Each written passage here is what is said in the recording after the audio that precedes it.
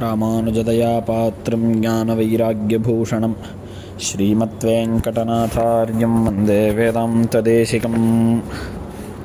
பெருமாள் திருமொழியில் ஏர்மலர் பூங்குழல்ன்ற தசகத்தை அனுபவிச்சுருக்கோம்.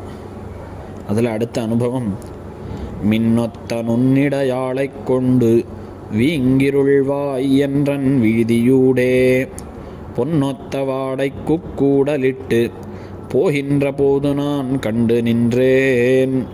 கண்ணொற்றவளை நீ கண்ணாலிட்டு கைவிழிக்கின்றதும் கண்டே நின்றேன்.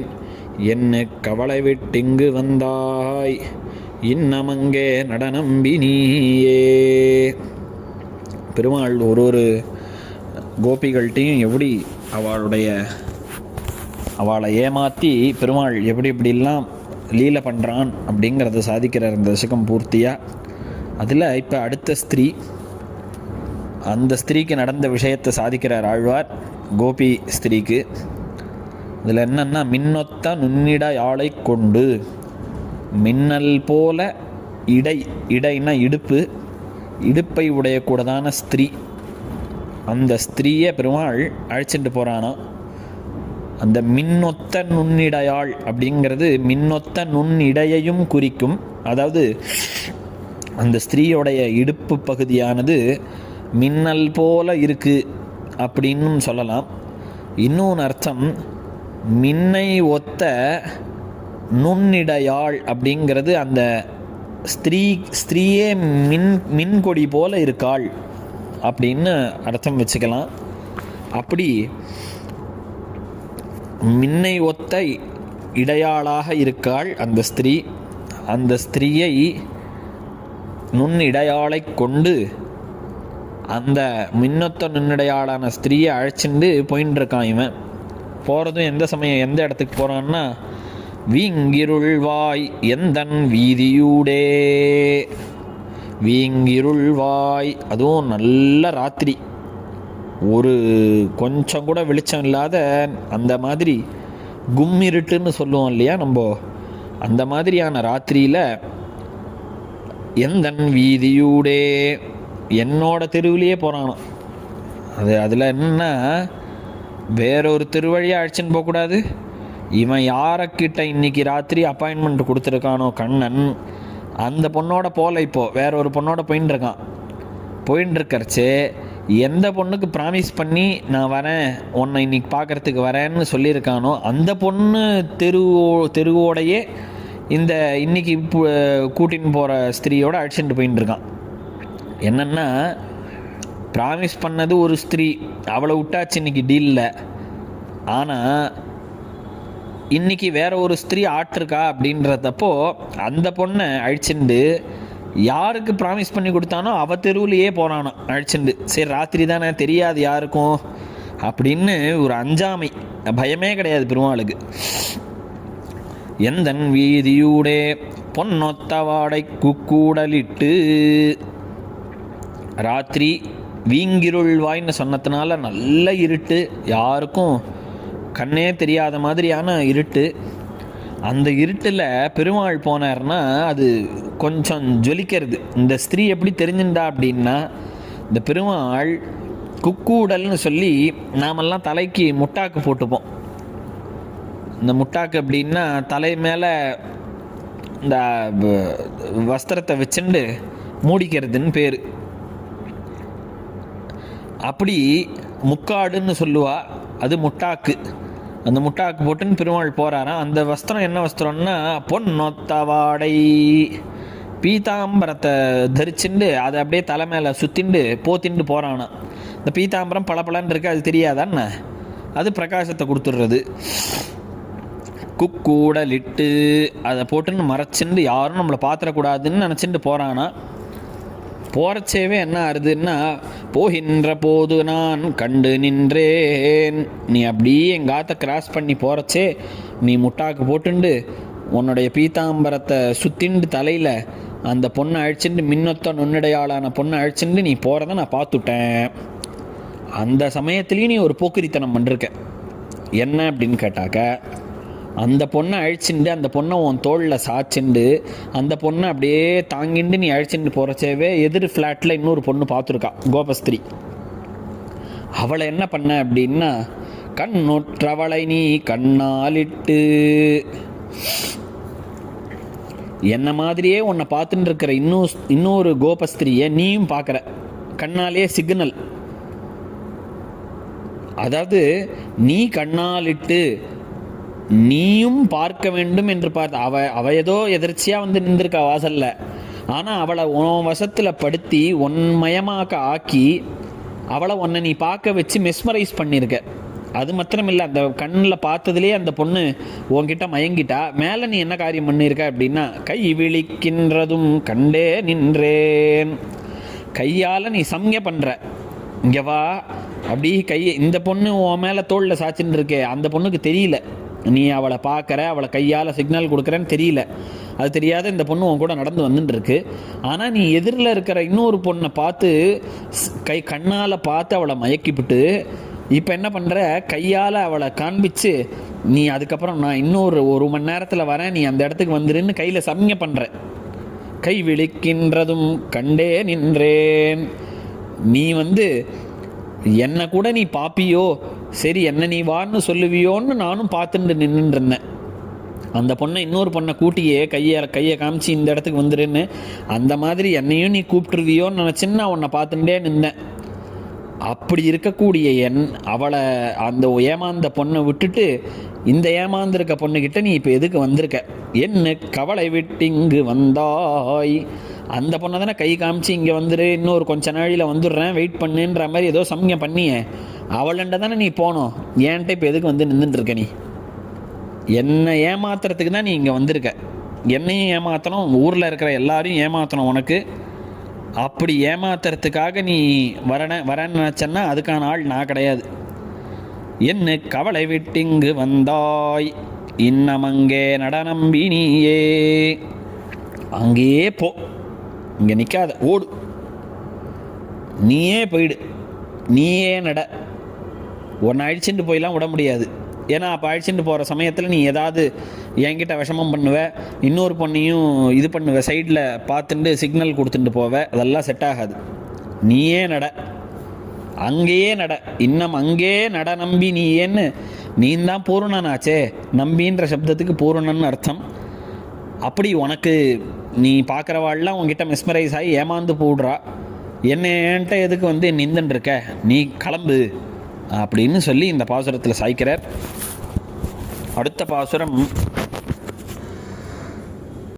என்னை வருகவென குறித்திட்டு இனமலர் முல்லையின் பந்தர் நீழல் மன்னி அவளை புனரப்பூக்கு மற்றென்னை கண்டுடரா நெகிழ்ந்தாய். பொன்னிறவாடையை கையில் தாங்கி பொய்யச்சம் காட்டினி போதியேலும் இன்னமென் கையகத்தீங்கொரு நாள் வருதியேல் என் சினம் தீர்வன் நானே. இந்த பாசுரத்தில் ஒரு ஸ்திரீக்கு பெருமாள் சொல்லியிருக்கார், கண்ணன் இந்த இடத்துக்கு வந்துடு அப்படின்னு சொல்லிட்டா முன்னாடியே. அந்த பொண்ணும் அங்கே வந்து நின்றுருக்கு. என்னை வருகவென குறித்திட்டு, இப்படி வேற ஒரு பொண்ணுக்கு இங்கே வந்து நின்றுக்கோ, நானும் வந்துடுறேன் அப்படின்னு சொன்ன கேப்லேயே எனக்கும் மெசேஜ் அனுப்பிச்சிருக்கான், நீயும் வந்துடுமா இந்த சமயத்துக்கு, இந்த இடத்துக்கு வந்துடு அப்படின்னு.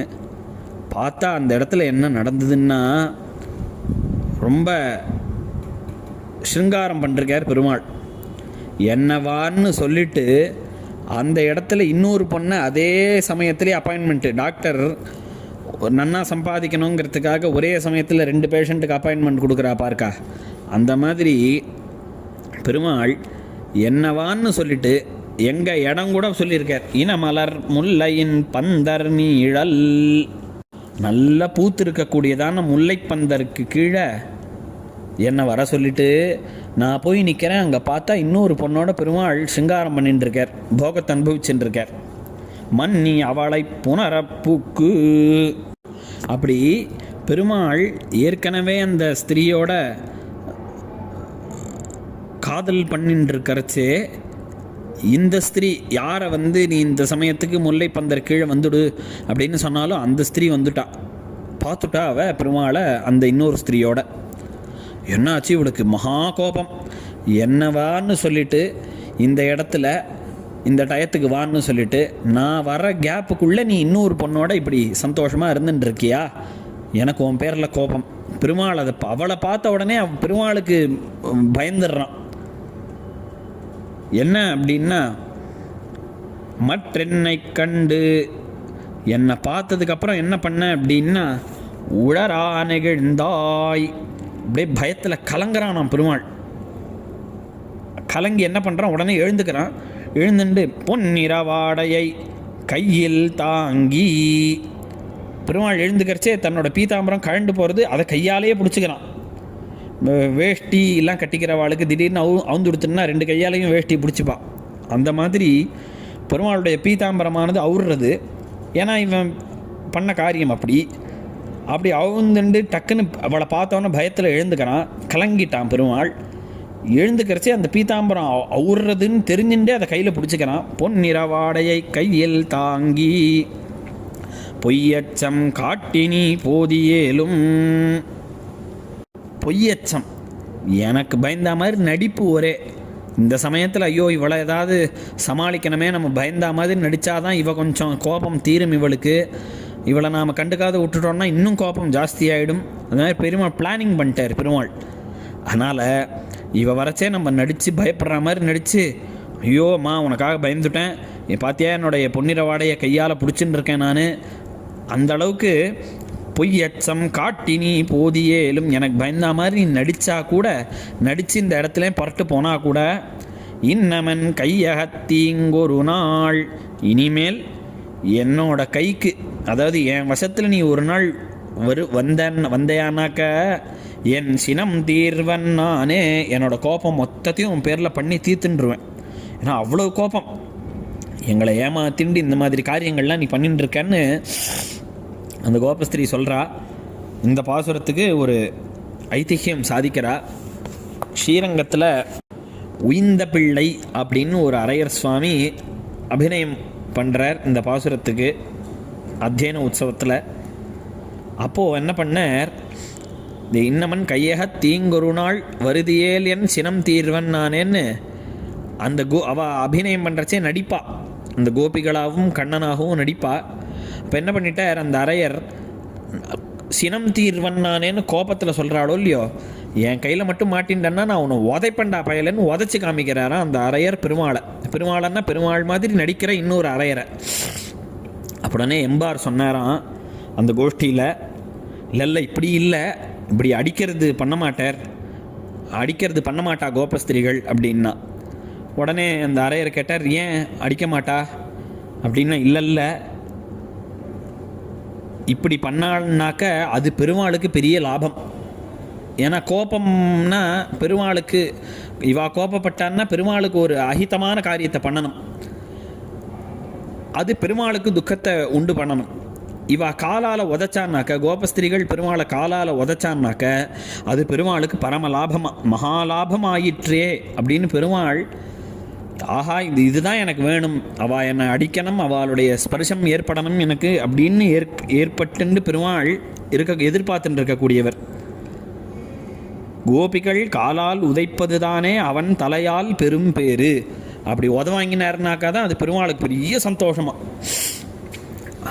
நம்ம ஆற்றுல கூட இப்போது அந்த மாதிரி சம்பவங்கள்லாம் நடக்கிறது.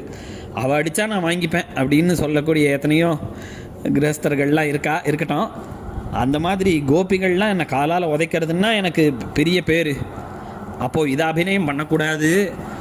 இன்னமன் கையக தீங்கொரு நாள் வருதியேல் என் சினம் தீர்வன் நானேங்கிறதுக்கு என்ன அர்த்தம் பண்ணணும்னா, என் சினம் தீர்வன் நானேன்னா தங்களுடைய முகத்தை காண்பிக்காமல் மறைச்சி பாலாம் பெருமாள் வரைச்சே.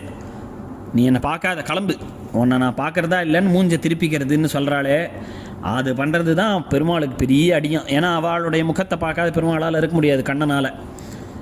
அப்போது இப்படி தான் அபிநயம் பண்ணணும் அப்படின்னு எம்பார் அந்த உயிந்த பிள்ளை அப்படின்ற அரையர் சுவாமிக்கு இது அபிநயம் பண்ணி காண்பிச்சார் அப்படின்னு ஒரு ஐதிஹ்யம் இந்த பாசுரத்துக்கு இருக்குது.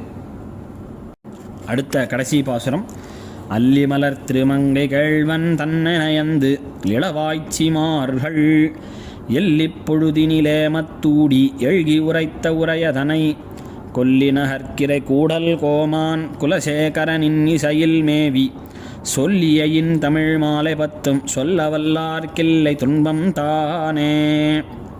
இந்த பாசுரத்தில் மொத்த சாரத்தையும் சொல்லிட்டார். அல்லிமலர் திருமங்கை கேழ்வன் தன்னை நயந்து, அலர்மேல்மங்கா நாயிகா எழுந்தருளி இருக்கக்கூடியதான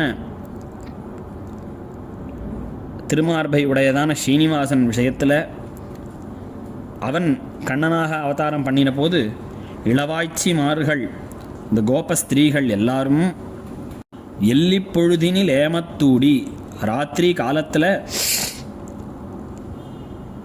பிரணய கலகம் கொண்டு எழுகி உரைத்த உரையதனை அந்த பெருமாள் பேரில் ஈடுபட்டுண்டு அந்த பெருமாள் ஒரு கோபஸ்திரியை அணுகிறதும் இன்னொரு கோபஸ்திரியை கழட்டி விடுறதும், இந்த மாதிரி அந்தந்த விஷயங்களெல்லாம் ஊடல், இந்த பிரணய கலகத்தினால் ஏற்பட்ட விஷயங்களை எழுகி உரைத்த உரையதனை அவ சொன்ன பிரகாரமே கோபீபாவத்திலிருந்து நான் சொன்ன உரையதனை கொல்லி நகர்க்கிரை கூடல் கோமான், சோழ நகருக்கு மகாராஜாவாகவும் சுவாமியாகவும் இருந்த கூடல் கோமான், பாண்டிய நகரத்துக்கும் நாதனாக இருந்த குலசேகரன் இன்னிசையில் மேவி, குலசேகர பெருமாள் அந்த ஆய்ச்சிகள் எந்த பாவத்தில் இருந்து கண்ணனை அனுபவித்தாலோ அதே பாவத்தில் ஆழ்வார் தன்னை வைத்து கொண்டு இன்னிசையில் சொல்லிய இன்தமிழ், நல்ல ராகத்தோடு சொல்லக்கூடியதான இந்த தமிழ் பாசுரங்களை மாலை 10 வல்லார்க்கு இல்லை துன்பம், அவளுக்கு இந்த 10 பாசுரங்களை தெரிஞ்சுட்டு பகவான் அனுபவிச்சான்னா அவளுக்கு துக்கமே நேராது அப்படின்னு இந்த தசகத்தை பூர்த்தி பண்ணுறார் ஆழ்வார். மேற்கொண்டு அடுத்த அனுபவம் கண்ணனுடைய தேவகி புலம்பல்னு 10 பாசுரங்கள் ஆழ்வாருடைய அடுத்த தசகம். அடுத்த உபன்யாசத்தில் அடுத்த அனுபவத்தை அனுபவிப்போம். கவிதார்க்கிக சிம்ஹாய கல்யாண குணசாலினே ஸ்ரீமதே வெங்கடேஷாய வேதாந்த குரவே நமஹ.